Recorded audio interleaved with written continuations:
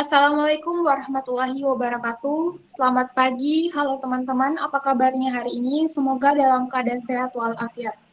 Pertama-tama, marilah kita panjatkan puji syukur kehadirat Allah Subhanahu wa Ta'ala, sehingga pada kesempatan kali ini kami bisa menyampaikan materi kami. Yang terhormat dosen filsafat Ibu Dia Puspitarini SPD MPD, saya dari kelompok 10 izin memperkenalkan. Saya sendiri Jainab sebagai moderator. Pemateri 1 yaitu Tasya Nabila Wahyudi, pemateri 2 Kade Pertiwi Fidakusuma. Kami akan mempresentasikan materi tentang aliran eksistensialisme. Pertama, kita akan masuk dalam sesi penyajian materi. Kepada pemateri 1, saya persilakan. Ya, terima kasih Mbak Zainab.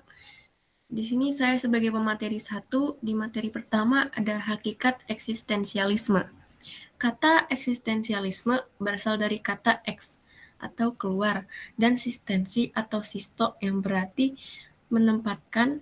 Eksistensialisme merupakan suatu aliran dalam ilmu filsafat yang menekankan pada manusia yang bertanggung jawab atas kemauannya yang bebas tanpa memikirkan secara mendalam mana yang benar dan mana yang salah. Kemunculan eksistensialisme. Kemunculan eksistensialisme dilihat dari dua aspek, yaitu satu, idealisme dan materialisme. Idealisme yang dibangun René Descartes merupakan cikal bakal berpikir pada masa awal abad Renaissance di Eropa, yang merupakan salah satu aliran yang mengidentifikasikan realitas dengan ide dari suatu subjek atau roh. Merupakan sesuatu yang kejadiannya tidak dalam wujud yang sudah jadi, melainkan ia merupakan suatu proses siklus yang terus-menerus terjadi akibat dari produk aktivitas subjek atau ruh yang tidak lepas dari pergumulan dan percampuran tangan subjek itu sendiri. Sedangkan materialisme menganggap realitas adalah suatu yang real atau berdiri sendiri dan bukan produk dari subjek, melainkan realitas tersebut terjadi dengan sendirinya menurut perkembangannya evolusinya. Kedua, saintistik dan sikap intelektualistik. Sikap saintistik menempatkan intelek pada posisi utama, seolah-olah menempatkan manusia pada posisi sekunder dengan mengabaikan aspek lainnya adalah bagian dari ketidakpuasan kaum eksistensialis yang melihat tidak adanya ruang dan tempat bagi kebebasan individu. Tokoh-tokoh eksistensialisme. Yang pertama ada Soren Aabye Kierkegaard, lahir di Copenhagen, Denmark 5 Mei 1813, meninggal di Copenhagen, Denmark 11 November 1855 pada umur 42 tahun. Adalah seorang filsuf dan teolog abad ke-19 yang berasal dari Denmark. Kierkegaard sendiri melihat dirinya sebagai seorang yang religius dan seorang anti-filsuf. Tetapi sekarang ia dianggap sebagai bapaknya filsafat eksistensialisme. Ide-ide pokok Soren Aabye Kierkegaard adalah sebagai berikut. 1. Tentang manusia. 2. Pandangan tentang eksistensi. Kierkegaard membedakan 3 bentuk eksistensi, yaitu estetis, etis, dan religius. Dan yang ketiga ada theodicee. Tokoh yang kedua ada Friedrich Nietzsche. Menurutnya, manusia yang bereksistensi adalah manusia yang mempunyai keinginan untuk berkuasa, will to power, dan untuk berkuasa manusia harus menjadi manusia super, Webermans, yang mempunyai mental majikan bukan mental budak. Tokoh yang ketiga ada Karl Jasper, memandang filsafat bertujuan mengembalikan manusia kepada dirinya sendiri. Eksistensialismenya ditandai dengan pemikiran yang menggunakan dan mengatasi semua pengetahuan objektif, sehingga manusia sadar akan dirinya sendiri.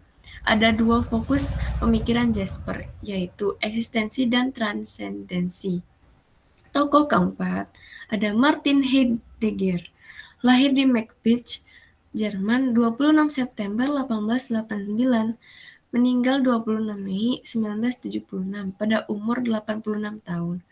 Adalah seorang filsuf asal Jerman. Ia belajar di Universitas Freiburg di bawah Edmund Husserl. penggagas fenomenologi, dan kemudian menjadi profesor di sana 1928. Karya terpenting Heidegger adalah Being and Time, Germansinn und Zeit 1927. Inti pemikirannya adalah keberadaan manusia di antara keberadaan yang lain. Segala sesuatu yang berada di luar manusia selalu dikaitkan dengan manusia itu sendiri.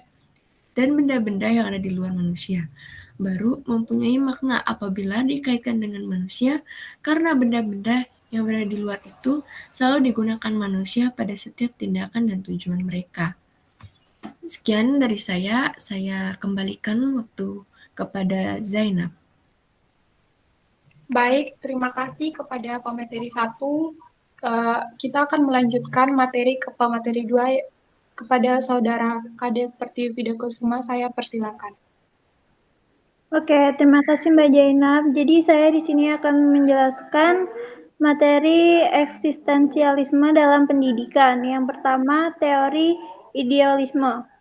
Eksistensialisme dipengaruhi oleh banyak filsafat fenomenologi, artinya suatu pandangan yang menggambarkan penampakan benda-benda serta peristiwa-peristiwa bagaimana benda tersebut menampakkan dirinya pada kesadaran manusia. Pengetahuan manusia tergantung pemahamannya tentang sebuah realitas. Artinya, apa yang didapat anak dari sekolah itu bukan kunci dari kesuksesan, tapi bagaimana penerapannya anak tersebut. Kedua, nilai. Pandangan eksistensialisme dalam nilai yaitu menekankan kebebasan dalam bertindak. Namun, kebebasan itu bukan sebuah tujuan atau cita-cita dalam diri masing-masing.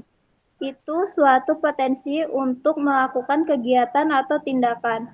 Manusia memiliki kebebasan dalam hal memilih, tetapi gimana dengan menentukan pilihan itu sangat sukar karena pada dasarnya manusia itu serakah. Ketiga, pendidikan. Eksistensialisme menekankan pada diri sendiri dan memenuhan diri secara pribadi. Setiap orang pandangannya sebagai makhluk yang unik. Dengan cara uniklah manusia bertanggung jawab terhadap nasibnya. Sikun pribadi 1971 ungkapannya dalam pemahaman pendidikan, yaitu bahwa eksistensialisme memiliki hubungan erat dengan pendidikan. Mereka saling bersinambung satu dengan yang lain, memiliki masalah yang sama, yaitu masalah manusia dan semua hubungan antar manusia. Pokok dasar pembicaraan dari eksistensialisme adalah sebuah keberadaan manusia, tetapi pendidikan hanya bisa dilakukan oleh manusia saja. Ada 4 pokok penting dari pendidikan sebagai berikut.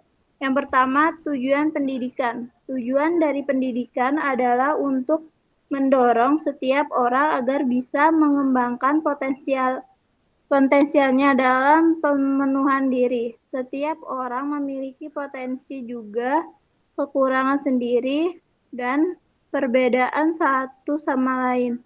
Dengan adanya pendidikan, seseorang bisa mengerti bagaimana atau sejauh mana kemampuannya itu. Maka dari itu, kurikulum tiap tahunnya akan berbeda. Yang kedua, kurikulum. Kurikulum yang ideal adalah kurikulum yang memberikan kebebasan individual pada siswa dengan menyaratkan mereka wajib untuk mengajukan pertanyaan-pertanyaan, melaksanakan pencarian pengetahuan, dan menarik kesimpulan apa yang dia cari. Ketiga, proses belajar mengajar. Dalam proses belajar mengajar, pengetahuan tidak diimpahkan begitu saja, tetapi guru harus bisa menawarkan agar siswa tersebut bisa aktif. Juga bisa terjadi interaksi antar murid dan guru. Pengetahuan yang ditawarkan oleh guru pada siswanya tidak boleh untuk dikuasainya sendiri. Terakhir, peran guru.